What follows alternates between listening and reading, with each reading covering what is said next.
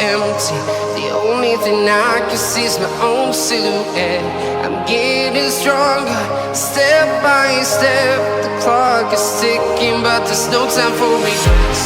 I've been flying from town to town, from London to